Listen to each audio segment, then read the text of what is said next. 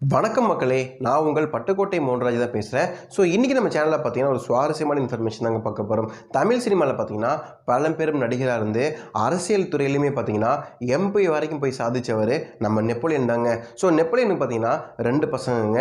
So அதே போல் நெப்போலியனோட முதல் பையனுக்கு பார்த்தீங்கன்னா கொஞ்சம் உடம்பு முடியாமல் இருந்துச்சுங்க. ஸோ இதனால் நெப்போலியன் பார்த்தீங்கன்னா தன்னோட சினிமா வாழ்க்கை, அரசியல் வாழ்க்கை எல்லாத்தையுமே தூக்கி போட்டுட்டு தன்னோட பையனுக்காக அமெரிக்காவில் போய் செட்டில் ஆகிட்டாருங்க.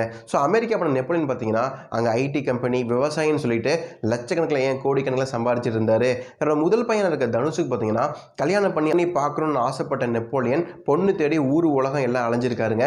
பட் பொண்ணு கிடைக்கலங்க. ஸோ இதனால் நெப்போலியன் பார்த்தீங்கன்னா மனம் உடைஞ்சி தன்னோட மாமியார் கிட்ட சொல்லியிருக்காங்க. ஸோ மாமியார் பார்த்தீங்கன்னா திருநெல்வேலியில் ஒரு பொண்ணை தேடி கண்டுபிடிச்சிருக்காங்க. ஸோ அந்த பொண்ணும் பார்த்தீங்கன்னா தனுஷ் மேலே உள்ள லவ்னால நான் கல்யாணம் பண்ணிக்கிறேன்னு ஒத்துக்கிட்டாங்க. ஸோ சிறப்பாக நடந்துச்சு நிச்சயதார்த்தம். கல்யாணம் கோலாகலமாக ஜப்பானில் நடந்து முடிஞ்சிருச்சுங்க. ஸோ இந்த பொண்ணை பார்த்து எல்லாருமே பொறாமப்பட்டாங்க. பல பேர் அவதூறாகவும் பேசினாங்க. அதெல்லாம் ஒரு பக்கத்து இருக்கட்டுங்க. இப்போ இந்த பெண் பார்த்தீங்கன்னா தனுஷை ரொம்பவே கண்ணும் கருத்துமாக பார்த்துட்டு இருக்காங்க. ஸோ இதனால தனுஷுக்கு பார்த்தீங்கன்னா கொஞ்சம் மன உளைச்சல் ஏற்பட்டிருக்குங்க.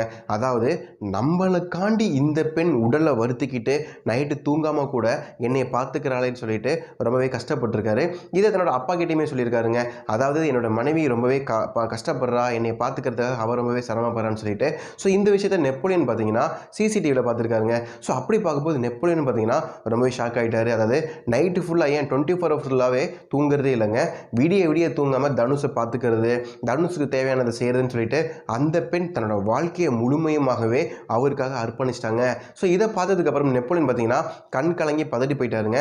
ஏன்னா ஒரு பெண் எப்போதுமே தூங்காமல் இருந்தால் அவரோட உடல்நிலை என்ன ஆகிறது. ஸோ இதனால் நெப்போலியன் பார்த்தீங்கன்னா அந்த பொண்ணை கூப்பிட்டு அட்வைஸுமே பண்ணியிருக்காரு. இல்லை இல்லாமல் நீ நைட்லாம் தூங்க ஒன்றும் பிரச்சனை இல்லை, கல்யாணம் ஆகி 3 மாதம் தான் ஆயிருக்கு. ஸோ நீ ரொம்பவே ஸ்ட்ரெயின் பண்ணிக்காத, நாங்கள் இருக்கிறோம் பார்த்துக்கிறோன்னு சொல்லிட்டு நெப்போலியன் சொல்லியிருக்காருங்க. ஸோ இருந்தாலும் அந்த பெண் என்னோட கணவரை நான் தான் பார்த்துக்கணும்னு சொல்லிட்டு நெப்போலியன் கிட்ட சண்டை போட்டதான் சொல்லப்படுது.